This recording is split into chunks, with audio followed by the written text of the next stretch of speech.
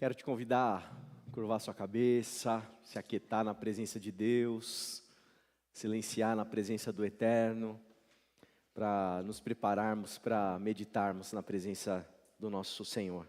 Pai, obrigado por essa noite, obrigado por esse tempo, obrigado por esse momento tão precioso que nós temos de meditar nas Escrituras, a partir do Teu Evangelho, da Tua pessoa. Ilumina-nos, que nós possamos ter as nossas mentes, os nossos corações, as nossas almas, os nossos afetos preparados para sermos um terreno fértil da semente do Teu Evangelho em nós. É o que eu peço por mim e por todos nós aqui como igreja, no nome santo de Jesus. Amém, amém e amém. Você já deve ter ouvido aquela canção dos Titãs. A gente não quer só comida, a gente quer comida, diversão e arte. A gente não quer só comida, a gente quer comida, diversão e arte. O que isso significa? Isso significa que a gente, enquanto ser humano, nós não fomos feitos para passar por essa vida de qualquer jeito. A gente não foi feito para passar por essa vida simplesmente experimentando das materialidades dela, simplesmente se alimentando para sobreviver. A gente não quer, a gente não deseja, enquanto humanos que somos, somente sobreviver. Nós queremos viver. Viver. Nós queremos e nós todos estamos em busca, gente, de sentido para a nossa vida. Se você sair da sua casa todos os domingos para vir aqui nessa comunidade de fé, você me procura e fala assim: pastor, eu quero participar da IBQ. No final das contas, o que você está buscando? Você está buscando sentido para a tua vida.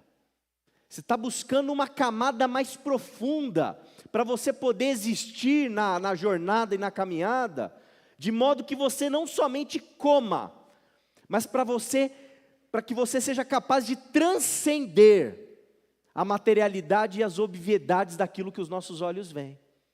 Nós todos estamos buscando aquilo que Jesus chama de vida abundante. Jesus tem uma vida abundante para cada um de nós.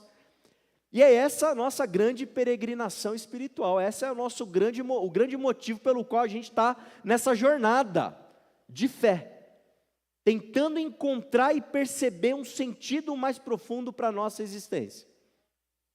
Agora tem um problema que eu acho que você, assim como eu, vai se identificar com o que eu vou dizer. Como que a gente faz para fazer essa peregrinação em busca de sentido da vida? Não tem manual, gente. Não tem 7 passos para a nossa vida ter sentido.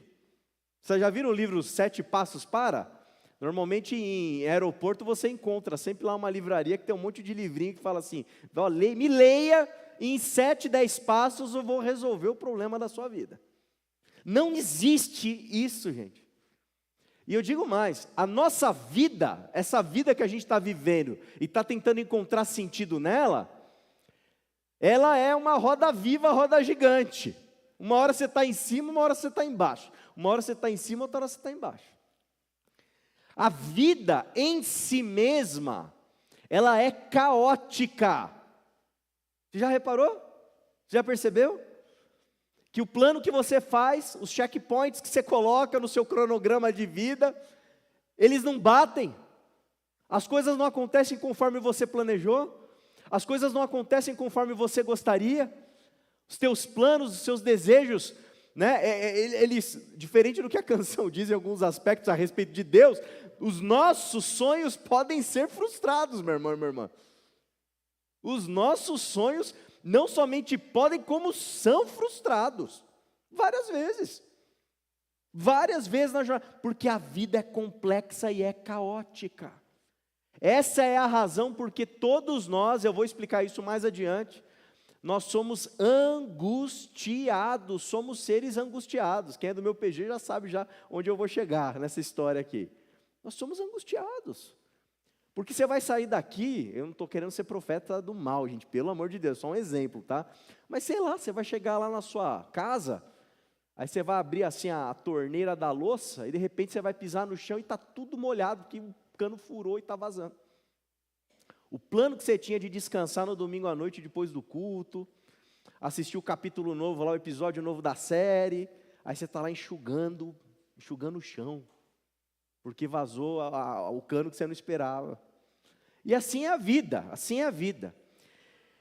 E essa jornada espiritual que nós temos e que nós como comunidade nos propomos a fazer, a gente tem que entender algumas coisas a respeito dela, justamente por conta dessas características todas que eu estou falando. A gente tem que entender que essa jornada de fé, que a IBQ propõe para cada um de nós, é uma jornada artesanal. Artesanal. Pelo fato da vida ser tão complexa, não tem uma receita de bolo que eu aplico para cada um de vocês igualzinho, que eu aplico para mim. Cada um de nós é um indivíduo, cada um de nós tem o seu universo, cada um de nós tem a sua história, cada um de nós tem a sua biografia, cada um de nós foi afetado por traumas, feridas, das mais diversas e complexas. Cada um de nós cresceu dentro de uma cultura, dentro de um lar, dentro de uma família. Cada um de nós é um mundo particular. E isso significa o quê? Que quando você procura a igreja, faz parte de uma igreja, a tua jornada espiritual não vai ser igualzinha do irmãozinho do lado. A sua jornada espiritual não vai ter 7 passos para você poder conquistar as coisas espirituais. Porque cada um vai seguir a sua jornada espiritual em um processo que vai se desenvolver de um modo extremamente artesanal. Ou seja, não é industrializado, né? Na indústria, né? O Alexandre, inclusive, que toca saxofone, mexe com peças, né? De automoção e automatiza processos, etc. e tal. Ali é industrial. Você bota plástico, bota metal em algum lugar, o negócio processa e vira uma peça. E todas as peças que são processadas têm que ser iguais. Isso é indústria, isso é processo industrial. Artesanal não. Você tem que pegar cada um desses produtos, matéria-prima, e fazer à mão uma peça específica. E cada peça sai de um jeito diferente. Assim é a nossa vida espiritual. E nesse lugar da artesanalidade, tem 2 elementos importantes para entender. Obviamente, primeiro, a nossa individualidade, a nossa subjetividade, o nosso eu, que vai ser afetado nessa jornada. Só que não é somente esse nosso eu, existe uma dimensão fundamental nessa história, que é a dimensão comunitária. Porque a gente não faz essa peregrinação sozinho, de maneira individualista. Embora tenha o André, tenha o César, o João, a Denise, a Luciana, que é essa coisa da individualidade, tem também uma dimensão comunitária, porque a gente faz essa jornada juntos. Por isso que a gente é comunidade. Por isso que a gente está junto aqui. Por isso que o culto, não basta você simplesmente estar na sua casa e viver a experiência de igreja assistindo o vídeo no YouTube. Assistindo live da igreja. Não é suficiente. E eu diria talvez que isso não é uma peregrinação espiritual cristã. Porque no caminho, na jornada de fé cristã, obrigatoriamente, necessariamente, a gente tem que fazer isso juntos. E é aqui que eu quero chegar, gente. Deus, o nosso Senhor, Ele decidiu para fazer isso acontecer, Ele decidiu fazer isso no encontro de discípulos e discipuladores, no encontro do discipulado, em que pessoas juntas, elas se ajudam mutuamente para poder peregrinar espiritualmente na vida, rumo a sentido nessa vida, rumo a propósito, rumo a transcendência, rumo a algo a mais daquilo que é simplesmente um material que a gente pode tatear, ver e tocar. E esse processo ele acontece justamente quando a gente se encontra e a gente se discipula mutuamente. Portanto, eu quero falar nessa noite com os irmãos sobre discipulado. Discipulado, uma coisa tão essencial da vida cristã. E para a gente poder entender o que é discipulado e como que esse discipulado ele deve acontecer na nossa vida e na nossa comunidade de fé, eu quero te convidar a abrir sua Bíblia em João capítulo 21. E a gente vai ler alguns versículos desse capítulo.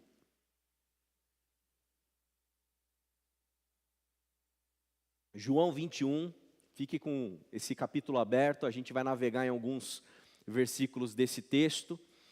E nesse texto, ele está relatando aqui uma experiência profunda de Pedro, apóstolo, com Jesus. Vocês sabem que Pedro, eu sempre digo isso, é um dos meus personagens prediletos da Bíblia. Eu acho Pedro assim fascinante.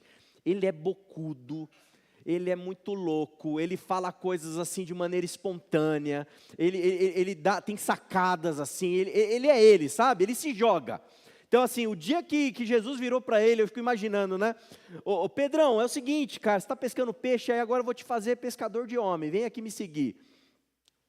O Pedro, ele viu em Jesus algo ali, ele viu alguma coisa em Jesus, né? E obviamente viu mesmo, né? Viu algo misterioso, né? A pessoa de Deus encarnada diante dele, e ele acreditou tanto no mestre, sabe aquela pessoa que é 880? Esse é o Pedrão, o cara se jogou na caminhada com Jesus, ele foi com all-in, sabe, tudo, não teve reserva, ele foi sem medida, para esse momento de poder ser um discípulo de Jesus de Nazaré e caminhar com ele.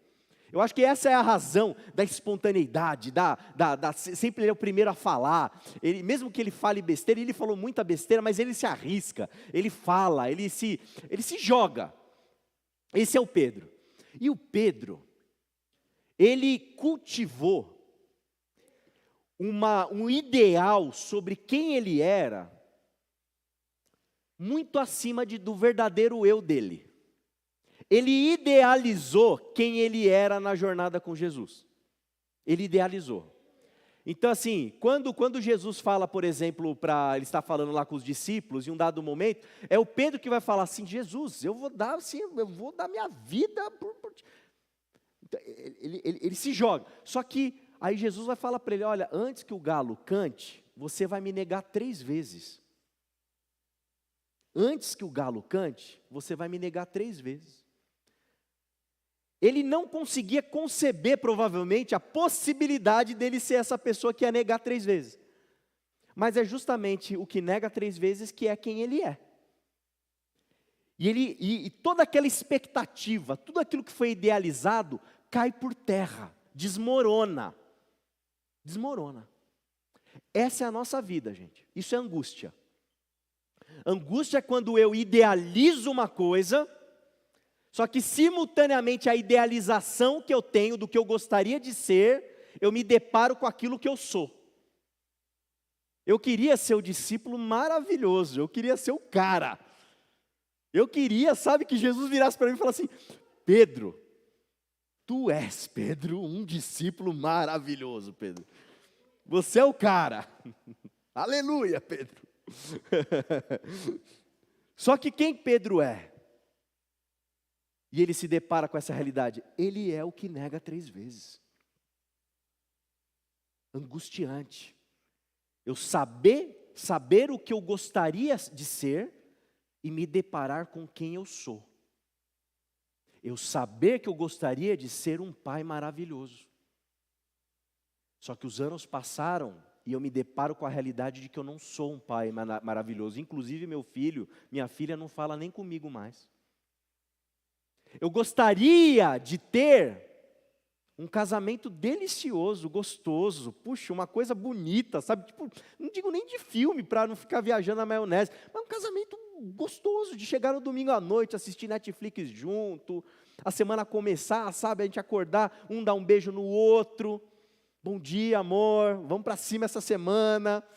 Aí você corre, tem uma briguinha aqui, outra colar, mas a vida vai caminhando gostosa, sabe? Só que a realidade é que as décadas passaram, e eu percebi que nós dois somos dois estranhos. Nós não nos conhecemos. Passaram 30 anos de um casamento que na verdade nunca existiu.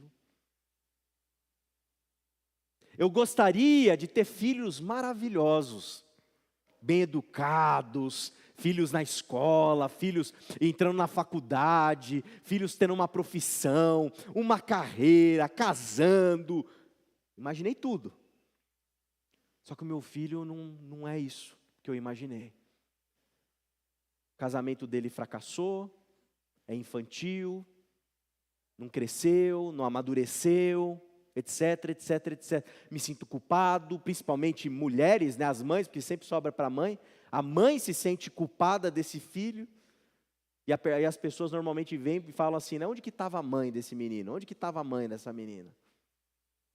E aquela culpa, mas tem a idealização do filho que eu gostaria e o filho real. Esses conflitos que todos nós aqui temos e vivemos, porque isso é da condição humana, isso é a angústia, é nesse lugar que Pedro está. Depois que ele nega Jesus, aí Jesus é crucificado, Jesus no terceiro dia, como a gente vai comemorar domingo que vem, ressuscita, mas Pedro está no lugar da angústia. E o texto fala lá no verso 3, olha só o que acontece com o grande discípulo de Jesus, Pedro. João 21, a partir do 3. Vou pescar. Disse-lhe Simão Pedro, nós também vamos com você, disseram. Eles foram e entraram no barco, mas naquela noite não pegaram nada. Segundo Pagola, um teólogo importantíssimo do Novo Testamento, ele vai dizer que essa noite aqui não é à toa. A noite em que Pedro ele decide pescar na sua angústia, é a noite da dor, é a noite do medo, a noite, sabe, do lugar da insegurança, é a noite desse lugar solitário que Pedro está com ele mesmo. Essa noite aqui, é nessa noite que ele vai pescar.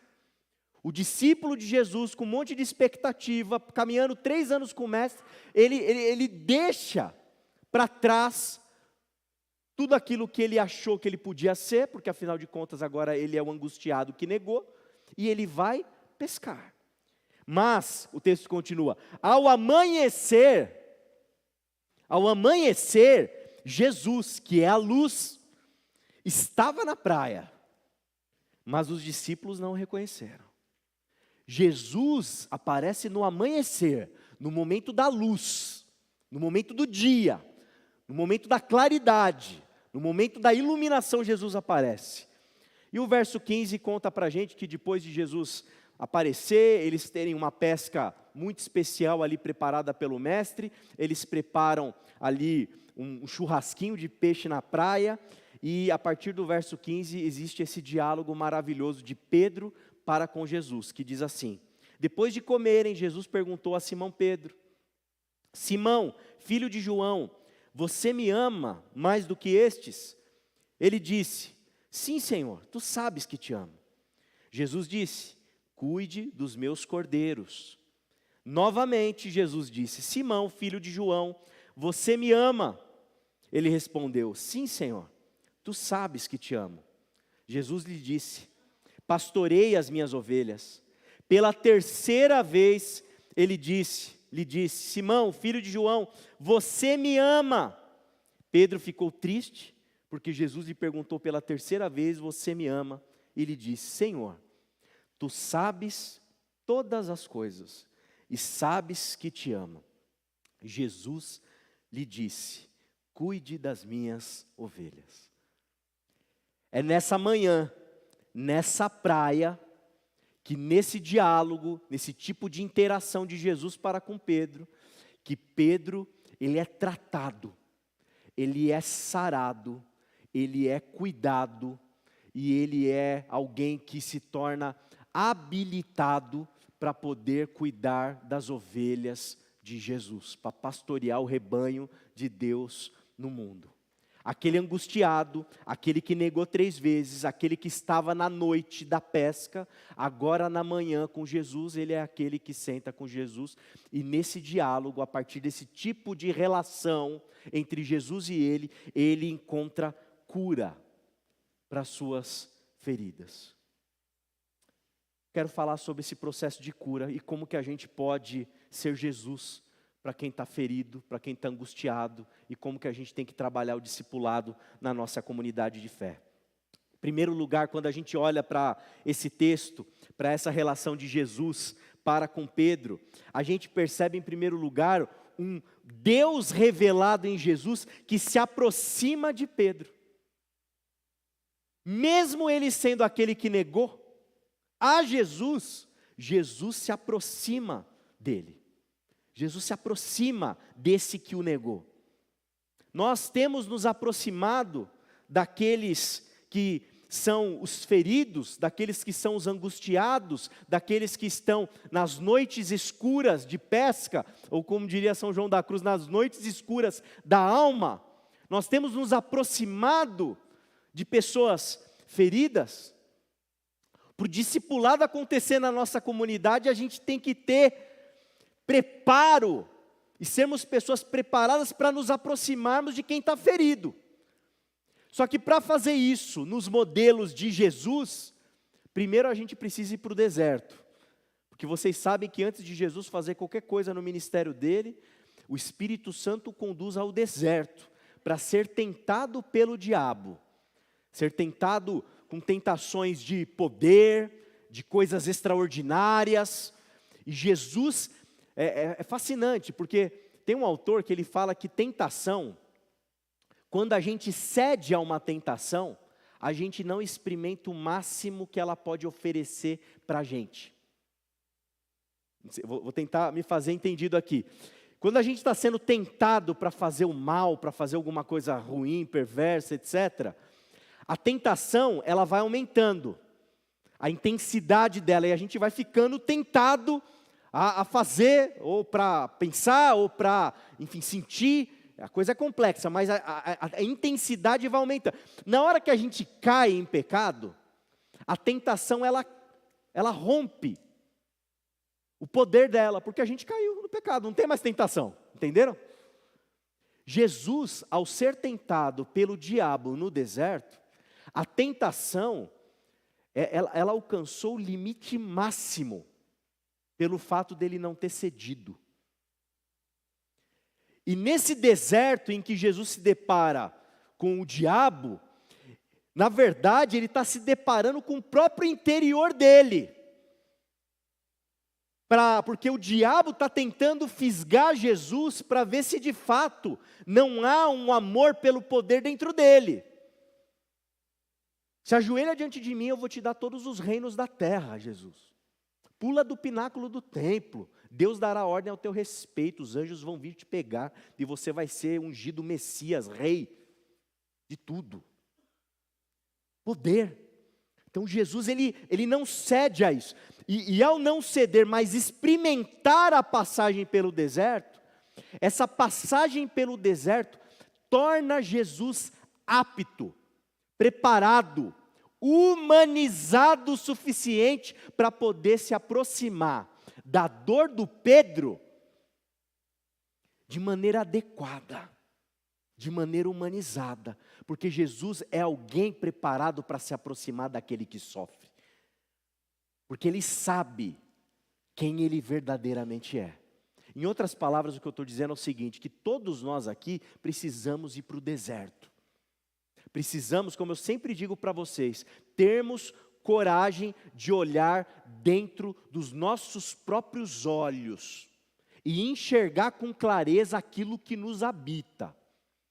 E enfrentar isso, dar nome a isso, dar nome para a nossa avareza, dá nome para a nossa luxúria, dá nome para a nossa cobiça, dá nome para a nossa perversão. A gente tem que se encontrar com a gente mesmo, porque somente quando a gente sabe quem a gente verdadeiramente é que eu consigo me humanizar o suficiente para poder me aproximar daquele que está ferido. Porque eu sou humano, igual aquele que é humano, quem ferido está. E eu consigo tatear essas feridas da maneira adequada. Se eu não fui para o deserto e tento me aproximar de quem está ferido, aí eu viro um juiz. Eu julgo o outro, eu piso no outro, eu olho de cima para baixo, porque eu não me humanizei o suficiente, porque eu não passei pelo deserto para enfrentar os meus próprios demônios. Estão comigo, gente? Estão entendendo o que eu estou falando?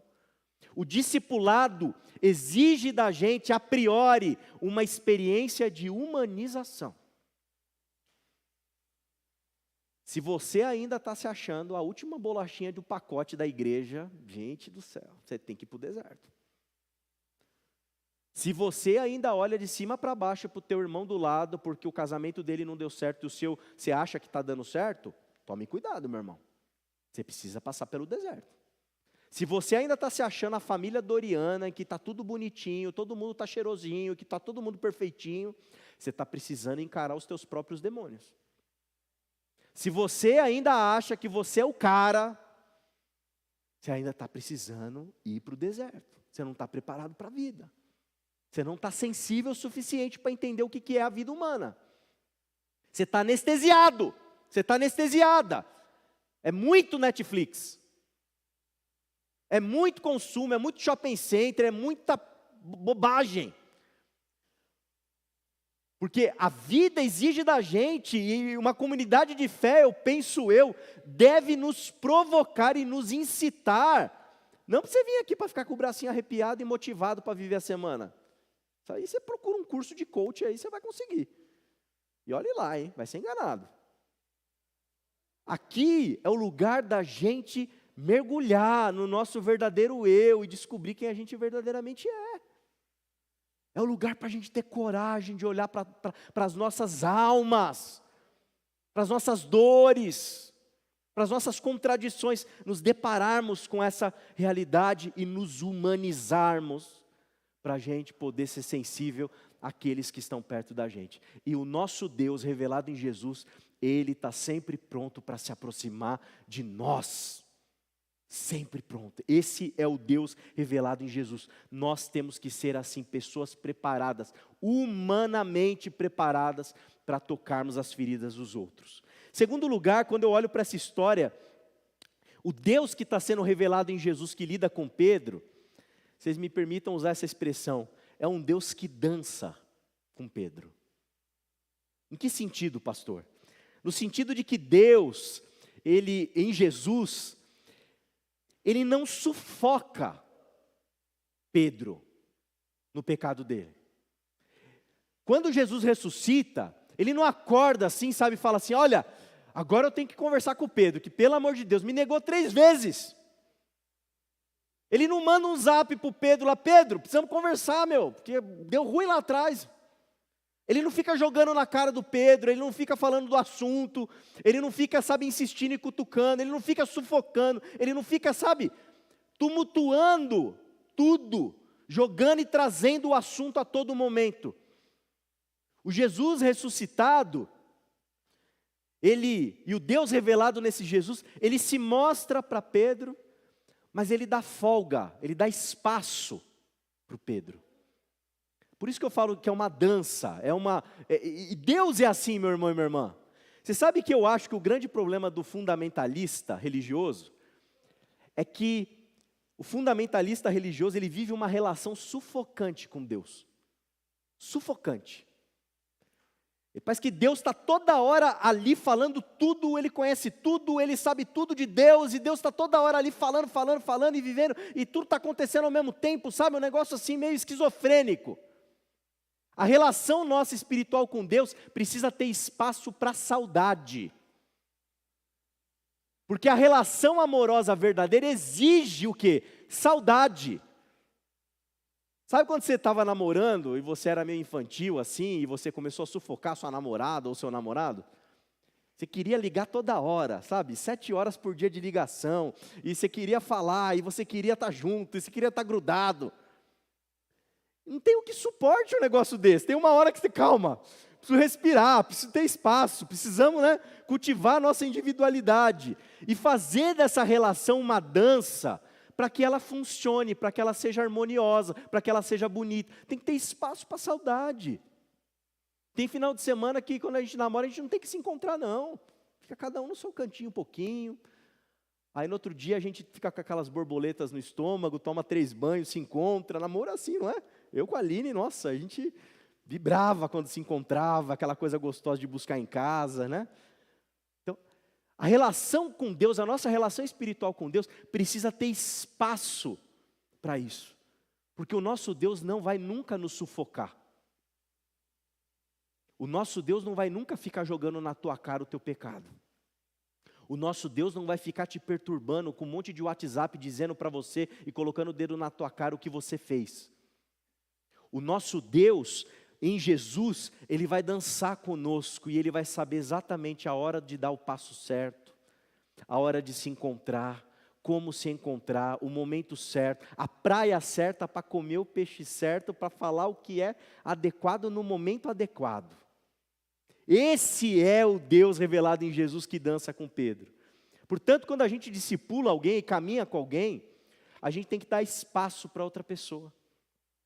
Eu cansei de ver em igreja gente que se acha dona do outro e sufoca o outro, monitora o outro. Eu tive uma amiga que ela, assim que se converteu, ela foi para uma dessas igrejas que tinham essa coisa de célula, multiplicação, e tem que crescer, e método de crescimento.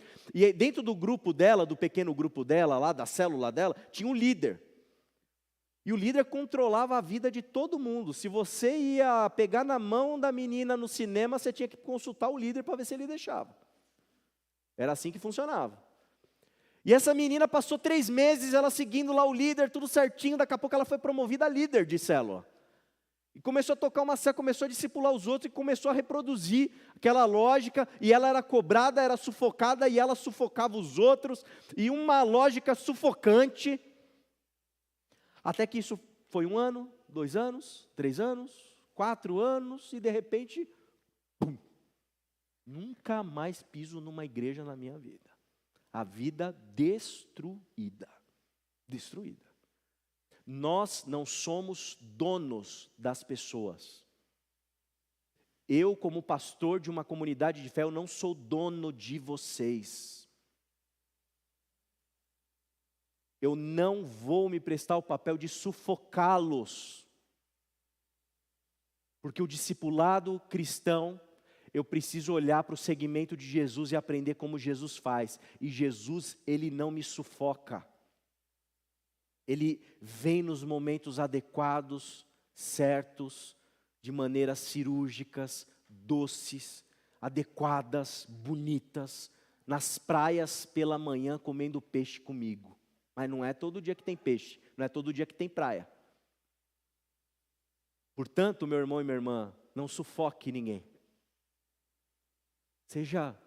Busque sabedoria em Deus para saber a hora de comer peixe com aquele que está caminhando com você. Saiba disso, saiba disso. Outra coisa muito bonita que eu vejo aqui nessa cena é que Deus em Jesus não desiste de Pedro. Mesmo ele sendo esse que nega, ele não desiste de Pedro. Pedro está no radar de Jesus. Pedro é alvo de Jesus, de restauração, de cura. Porque, irmãos, a misericórdia, a graça de Deus sobre as nossas vidas é persistente e insistente. Eu me sinto chovendo no molhado aqui, falando para nós mesmos que somos partes de uma tradição que tem um livro que se chama Bíblia. Você já leu a Bíblia? Lê a Bíblia para você ver só. Olha, haja paciência da parte de Deus para poder insistir em salvar essa humanidade. É uma história que a gente vai lendo e a gente vai percebendo que se nós fôssemos Deus, nós desistiríamos nas 3, 4 primeiras páginas aí. 2, 3 folhadinhas, já tem um irmão matando o outro na história. Essa é a Bíblia. Daqui a pouco tem os caras fazendo a Torre de Babel. Daqui a pouco os caras estão... Está todo mundo louco, é um negócio muito doido. O povo de Deus é doido também na história. O povo de Deus trai Deus. O povo de Deus vê milagre e trai o Deus que fez o livramento. Então assim, e Deus, esse que é o ponto. Deus não desiste. Deus insiste e persiste. As misericórdias do Senhor se renovam todas as manhãs. É assim que Deus lida comigo e lida com você, persistindo e insistindo em nós. Nós não estamos autorizados a não ter esperança. O mundo pode estar a loucura que estiver. Nós, como cristãos, discípulos de Jesus de Nazaré, precisamos o quê? Insistir em esperançar. E isso vale para a vida daqueles que estão perto da gente. Os feridos que estão perto de nós, nós não podemos desistir deles. As pessoas que negam, como Pedro negou, a gente não pode desistir delas, porque Deus não desiste de nenhum de nós. Em um dado momento vai chegar a hora de comermos peixe com esses que a gente acha que não tem jeito mais. E você precisa nutrir o teu coração de esperança. Não desista, Deus não desistiu de você. Não desista daquele que está perto de você, meu irmão, minha irmã. O próprio Pedro, né, ali tem aquela situação do, quantas vezes que eu tenho que perdoar, meu irmão? 7 vezes? Não, 70 vezes 7. Insistência, persistência, esperança. Nós somos o povo da esperança, irmãos e irmãs. Nós somos o povo que acredita. A gente acredita no ser humano. A gente acredita que tem jeito. Porque para Deus tudo é possível. Tudo é possível. Cultive a esperança dentro de você. E na hora que você caminhar com alguém, não seja como um pastor que eu tive um contato uns 7 anos atrás. Chegou para mim assim, ele trabalhava numa clínica de adictos. E ele falou para mim assim, pastor, eu estou muito decepcionado, porque a pessoa lá que eu estava discipulando teve uma recaída. Estou muito frustrado. Quase que eu falei, meu irmão, acorda para a vida. Acorda para a vida, cara. Quantas recaídas você teve? Nós temos recaídas nas mais diversas situações. Mas nós não podemos o quê?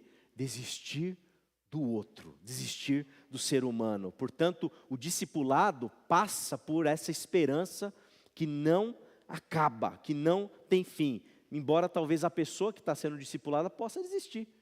Mas nós não estamos autorizados a desistir jamais. Por fim, o último elemento do discipulado que eu queria destacar para os irmãos nessa noite, está no diálogo que Deus em Jesus estabelece com Pedro. Diálogo, conversa, pergunta. Discipulado, irmão e irmã, não é doutrinação. Discipulado não é alugar alguém, botar numa sala de aula e entupir de conteúdo. Discipulado não é pegar revistinha e fazer liçãozinha. Discipulado não é aula de teologia. Discipulado não é entupir a cabeça de alguém com informações. Discipulado se faz na caminhada. E na caminhada, no contato, na relação, no afeto, tem diálogo. E diálogo de verdade. Não é falatório. É muito mais escutatório. Discipulado se faz com um ouvido atento, uma escuta ativa, para poder ouvir o outro na sua dor, o outro nas suas mazelas, o outro nos seus medos.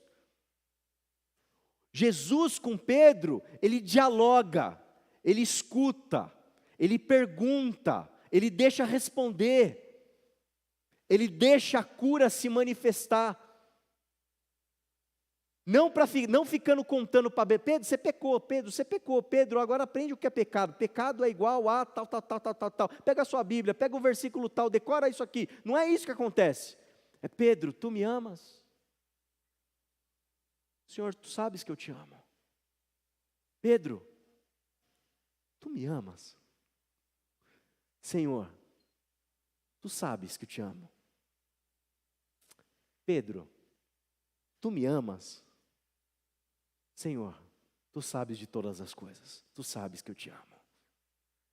E nesse diálogo quase que lúdico, quase que até infantil no bom sentido do termo, é onde nasce e se manifesta a cura.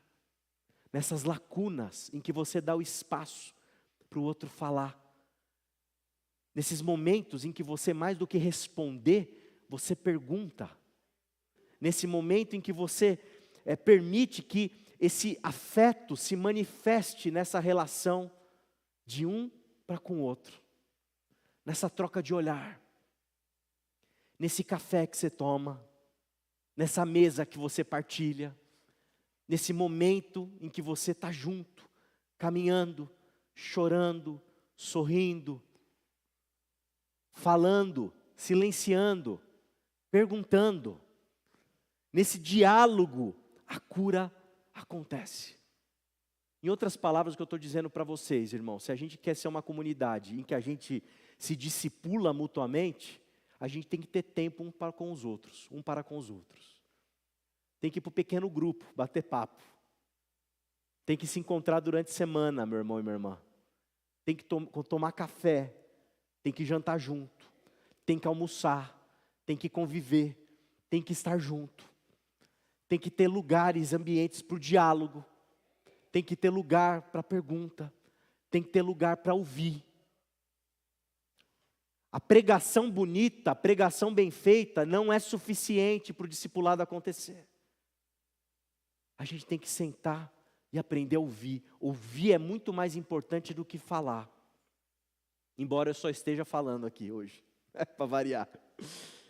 Mas é para você entender que você tem que ir para a vida, meu irmão e minha irmã, para discipular e saber que discipular é saber ouvir, saber perguntar, saber deixar o outro se expressar e fazer isso com ternura e com afeto.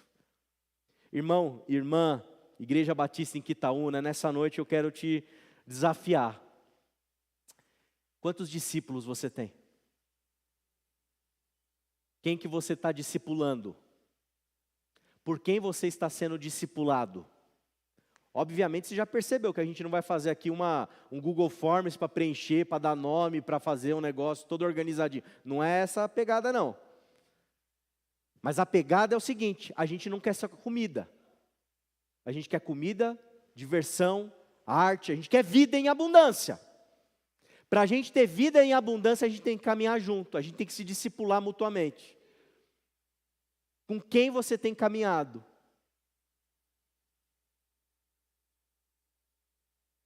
Você tem que estar caminhando com alguém. Você tem que ter alguém perto de você. E você sabe que, obviamente, eu não vou conseguir dar conta de todo mundo, né? Vocês têm que fazer isso entre vocês, nós temos que fazer isso entre nós. Eu preciso do Claudomir para chegar para ele, Claudião, falei agora com ele ali atrás, Claudião, estou com um negócio pensando, ora por mim, me ajuda nisso aqui, vamos pensar junto, vamos caminhar. Você precisa de gente da comunidade, a sua experiência espiritual não vai ser completa se você não estiver junto de alguém. Se você não estiver discipulando e sendo discipulado. Se você não estiver convivendo, vivendo junto do outro. Em um lugar em que você possa, sabe, em que você possa se aproximar, um lugar que você possa dançar essa amizade, um lugar em que você possa não desistir desse outro, um lugar em que você possa dialogar com esse outro. Amém, irmãos? Estamos juntos nessa? Eu quero que você assim saia daqui com todo o respeito, e desculpa a palavra que eu não estou encontrando outra melhor, mas saia daqui perturbado com essa ideia. Eu preciso discipular alguém, eu preciso ter alguém me discipulando. Eu não posso sair aqui dessa noite, sabe, nos próximos domingos, sem fazer isso acontecer de alguma forma. Então chega no Dorival, que é um cara maduro na fé, um cara querido. Dorival, quero caminhar com você, Dorival, me ajuda na jornada. Seja cara de pau nesse processo, seja também, sabe, intencional. Procure alguém. Pastor Claudomir, preciso tomar um café contigo agora. O pastor falou que eu preciso que alguém me escute. César, João, Denise, você, Denise, vem me ajudar aqui. Quem sabe até, não sei se isso é adequado, se a etiqueta permite, a etiqueta espiritual, mas às vezes você pode chegar para alguém e falar assim: ô Joãozão, quero caminhar contigo, quero te discipular, meu irmão. Talvez. Vai chegar com carinho, não vai chegar de cima para baixo, se humanize, né? Vai ser mala sem alça, né? Se achando dono dos outros, não é isso que eu estou falando. Mas você precisa estar junto com alguém. Faça isso, meu irmão, faça isso. Não em dureza, não de forma desumanizadora, não como um juiz, não promovendo, sabe, assim, um feudinho seu que você vai dominar algumas pessoas ali. Não é isso. Faz isso conforme Jesus fez com Pedro. Faz isso de forma humana, delicada, bonita. Seja Jesus para o outro que está nos seus dilemas, nos seus pecados, nas suas dores. Porque isso vai promover beleza e humanização da nossa comunidade de fé. Amém, querido, querida? Que Deus te abençoe. Quero te convidar a orar mais uma vez. Curve sua cabeça. Se coloque diante de Deus.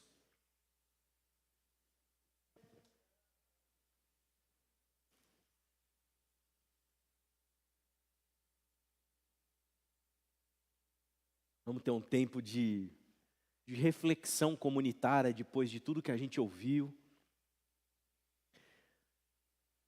Eu queria que você pensasse, irmão, irmã, Deus está querendo usar a tua vida. Usar a tua vida para você ser um instrumento de promoção da vida abundante na vida do outro. Deus está querendo usar você. Você é o instrumento que Deus usa para cura de feridas se manifestarem. É você que tem que ir lá preparar um churrasco de peixe numa praia e chamar o seu Pedro aí, algum Pedro para ir comer com você. Irmão, irmã, cadê você nessa história? Não terceirize tudo para um pastor. Seja você, Jesus, na vida do outro. E você que está ferido, que não está encontrando o sentido na vida, você que só está comendo, não está se divertindo, não está vivendo, não está encontrando o propósito mais profundo na existência, meu irmão, minha irmã, nós estamos aqui,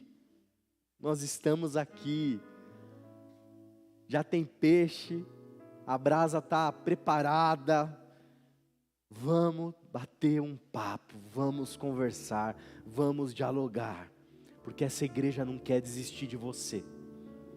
Essa igreja, ela não quer deixar de manifestar a misericórdia de Deus todos os dias.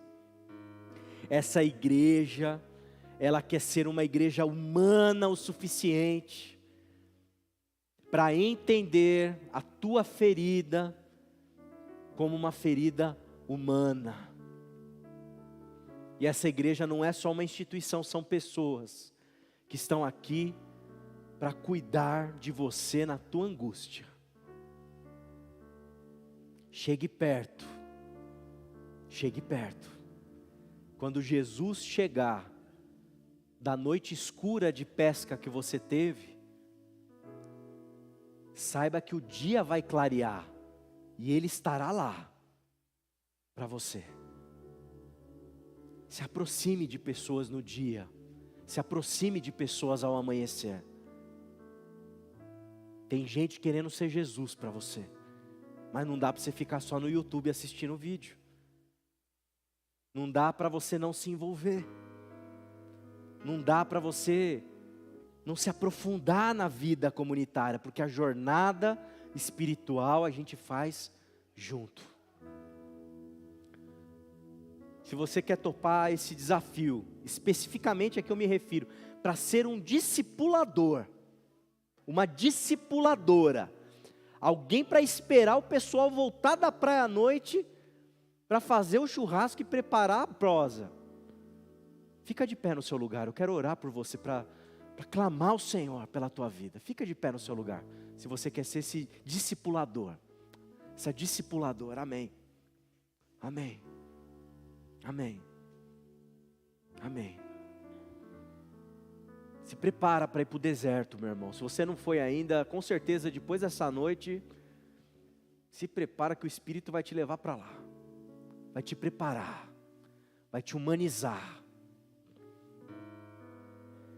Pai querido, eu quero orar, Pai, por essas vidas que toparam essa proposta de Jesus, Senhor. Gente que vai estar na praia ali esperando um monte de gente angustiada voltar de uma pesca. Pai amado, derrama o teu Espírito sobre estes, os encha, os prepare, os humanize, que teu Espírito Santo os leve para o deserto, para que eles se tornem gente sensível, gente delicada, para trabalhar com gente angustiada, sabendo que eles são também pessoas angustiadas, tratadas e queridas pela tua graça e misericórdia. Senhor, os capacita, os dá discernimento, os ilumine, e que eles possam continuar, Pai, fazendo discípulos nesse mundo, Deus.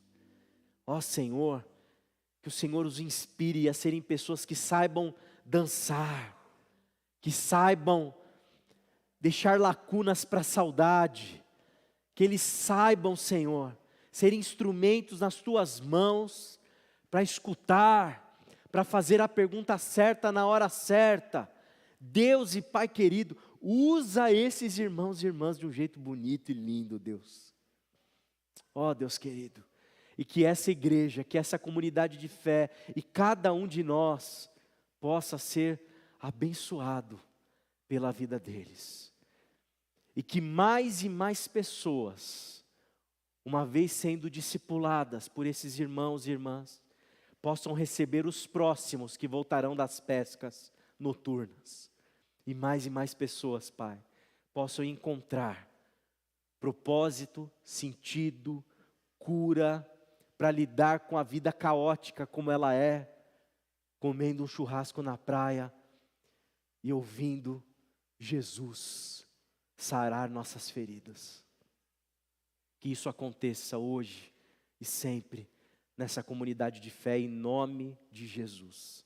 Amém, amém, amém. Vamos todos ficar em pé e vamos todos cantar, adorando o nosso Deus, que se revela de um jeito lindo, bonito, na pessoa do nosso Senhor Jesus.